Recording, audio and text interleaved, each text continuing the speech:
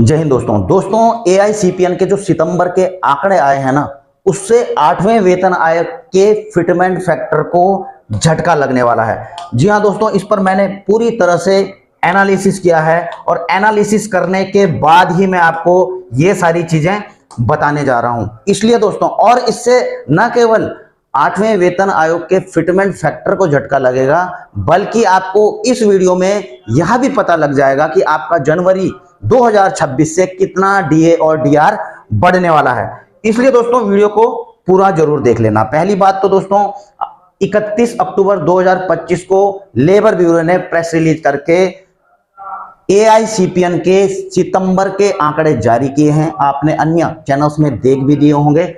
और दोस्तों, इसमें बढ़त तो हुई है, लेकिन मामूली बढ़त हुई है दोस्तों। 0.2 पॉइंट की मामूली बढ़त के साथ में 147.3 यह हो चुका है। अब देखिए दोस्तों, 147.3 तो यह हुआ है, लेकिन उससे कितना फर्क पड़ा है आपके डीए-डीआर में, पहले तो इस चीज को समझिए। उसके बाद इसका इंपैक्ट दोस्तों आपके पे कमीशन के फिटमेंट फैक्टर के ऊपर जो बढ़ोतरी होनी है, कुछ परसेंटेज गवर्नमेंट ने बढ़ोतरी करनी है आपकी सैलरी और पेंशन में। कई लोग पूछ रहे थे दोस्तों कि क्या यह सैलरी में ही बढ़ोतरी होगी? जो पेंशनर्स हैं उनको 8वां वेतन आयोग लागू है या नहीं है? देखो, उनको भी सेम मिलेगा, लेकिन उनको चिंता करने की जरूरत नहीं है कुल मिलाकर के। ठीक है, तो सबसे पहले बात करेंगे कि अभी जो है 147.3 हो चुका है एआईसीपीएन के जो आंकड़े हैं उसके हिसाब से। और इस हिसाब से आपका डीए-डीआर सितंबर 2025 में हो जाता है दोस्तों 59%। अभी जुलाई से तो आपका 58% चल रहा है, मिल रहा है। आपने देख ही लिया होगा कि ये जब जून तक के आंकड़े आए तो 58% आपका अब बढ़ करके जुलाई से मिल रहा है। अभी सितंबर एज ऑन डेट की बात करें तो 59% आपका हो चुका है। अभी बचे हैं दोस्तों 3 महीने, 1, 2, 3, अक्टूबर, नवंबर और दिसंबर। और इसके ऊपर दोस्तों मैंने बिल्कुल एनालाइज करके मैं बता रहा हूं, आप इस चीज को नोट करना।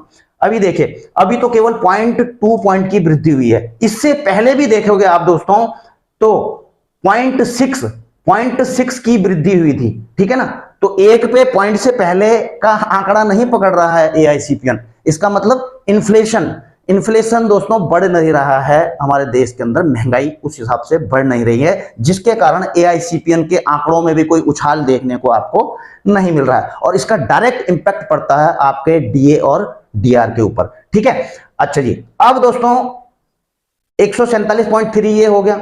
अगर मैं इसको बढ़ा करके, हालांकि इतना बढ़ेगा नहीं, मैं पहले ही बता दूं, 1 पॉइंट मैंने पूरा बढ़ा दिया है। 1 पॉइंट अक्टूबर में 148.3 भी हो जाता है ना दोस्तों, नवंबर में फिर 1 और पॉइंट बढ़ा दिया है मैंने, 149.3 कर दिया है। और दिसंबर में भी मैंने दोस्तों 1 पॉइंट और बढ़ा दिया है, यानी कि 3 पॉइंट बढ़ा दिए हैं। जबकि पहले मैं आपको बता दूं कि पूरा अंक तो यहां कहीं बढ़ ही नहीं रहा, मैंने फिर भी उसके बावजूद एक अंक बढ़ा दिया है। इसको बढ़ा करके 150 तक लेकर के आ गया हूं, अगर दिसंबर का आंकड़ा यह आता है। उसके बावजूद भी दोस्तों आपका जो डीए-डीआर है ना 60.7%, यानी कि 60% पर ही यह रुक जा रहा है, 61% पर नहीं जा रहा है।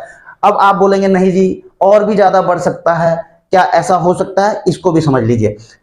यहां तो मैंने केवल एक पॉइंट बढ़ाया है। यहां पर देखिए दोस्तों, मैंने 1 पॉइंट बढ़ाया, यहां पर 2 पॉइंट बढ़ा दिए हैं, उसके बाद 2 और पॉइंट बढ़ा दिए हैं। कुल मिलाकर के दोस्तों आप देख रहे हैं उसके बावजूद भी 60.98, यानी कि 61 के आंकड़े को यहां पर भी टच नहीं कर रहा है। आप बोल रहे हैं यार नहीं, लमसम तो 61% दे ही देंगे।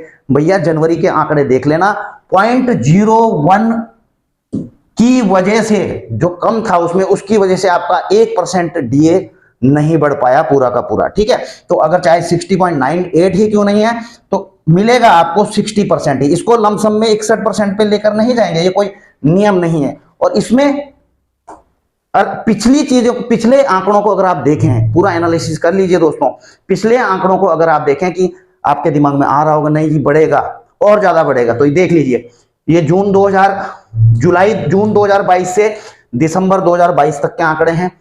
ये 23 के आंकड़े हैं, 24 पिछले 3 साल के आंकड़े दिखा रहा हूं दोस्तों, ताकि आपको समझ में आ जाए।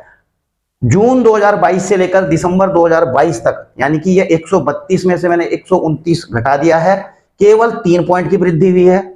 जून 23 से दिसंबर, या जुलाई से लगा लीजिए आप, दिसंबर 23 तक 138 माइनस 136, केवल 2 पॉइंट की वृद्धि हुई है। और जून 2024 में देखें यानी से दिसंबर तक 143 माइनस 141, केवल 3 पॉइंट की वृद्धि हुई है।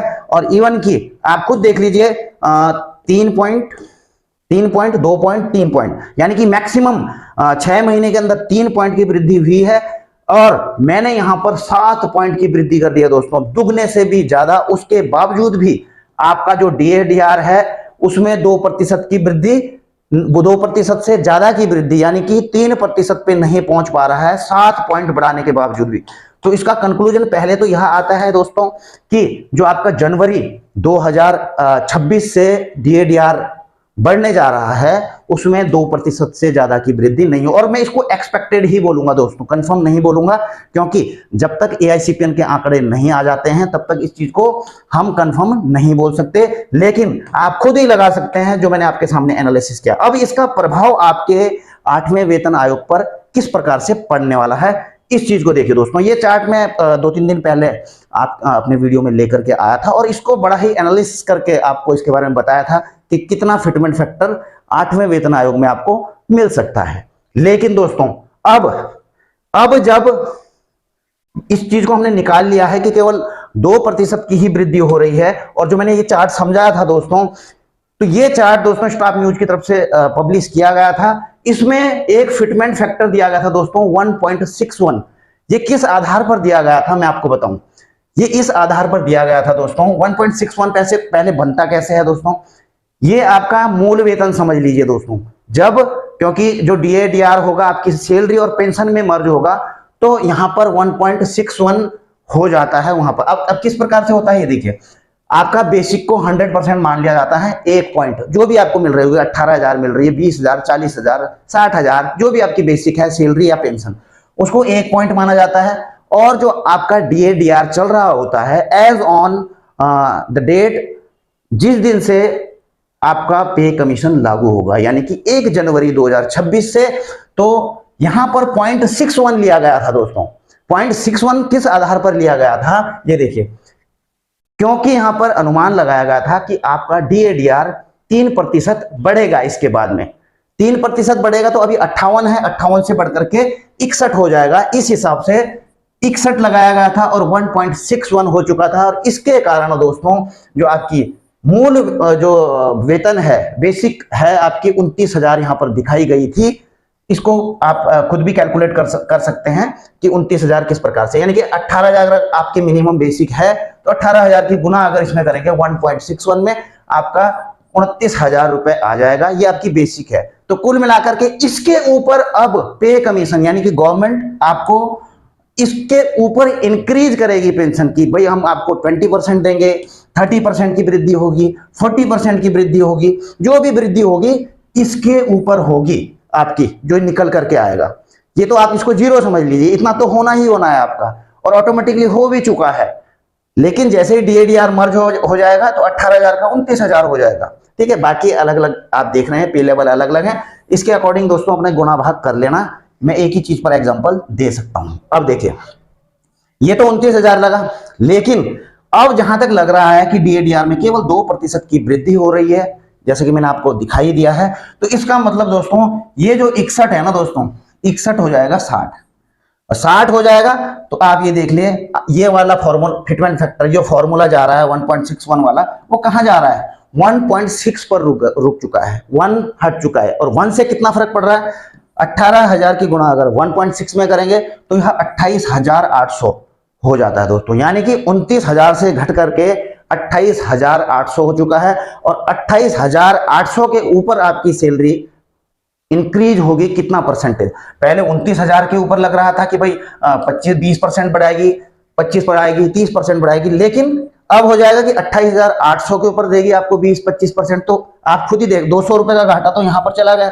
और 200 रुपए के ऊपर, 200 ऐसा नहीं, ये तो मिनिमम बेसिक सैलरी के ऊपर है, ठीक है ना। किसी किसी की लाखों में भी जा रही है तो उसके हिसाब से कैलकुलेट होगी। ये तो मिनिमम बेसिक की बात कर रहा हूं मैं आपको कि 200 रुपए तो सबसे निचले कर्मचारी को, जिसको सबसे कम बेसिक सैलरी मिल रही है, उसको 200 रुपए प्लस जो इंक्रीज किया जाएगा गवर्नमेंट की तरफ से 20-30-40% जो भी वो किया जाएगा, वो प्लस उसके साथ आगे बढ़ने आने वाले जो डीए अगले 10 साल तक बढ़ेंगे, अगले पे कमीशन तक बढ़ेंगे, उसका डायरेक्ट इंपैक्ट इस चीज पर पड़ेगा। तो आप खुद इस चीज को लगा करके चलिए दोस्तों कि ये जो AICPN के आंकड़े आए हैं वो आपको आपके जो पे कमीशन है 8वां वेतन आयोग, उसके फिटमेंट फैक्टर को दोस्तों किस प्रकार से प्रभावित कर रहा है, किस प्रकार से आपकी सैलरी और पेंशन को इंपैक्ट कर सकता है। तो दोस्तों वीडियो आपको समझ में आई हो तो आप जो है इसको लाइक शेयर कर सकते हैं, ठीक है ना। अगर आपकी तरफ से कुछ राय हैं, कुछ आपके विचार हैं तो कमेंट बॉक्स में जाकर के लिख सकते हैं। चैनल में अगर आप नए हैं तो चैनल को सब्सक्राइब भी कर सकते हैं। बाकी जल्द मिलेंगे नई वीडियो में नई जानकारी के साथ। जय हिंद, वंदे मातरम।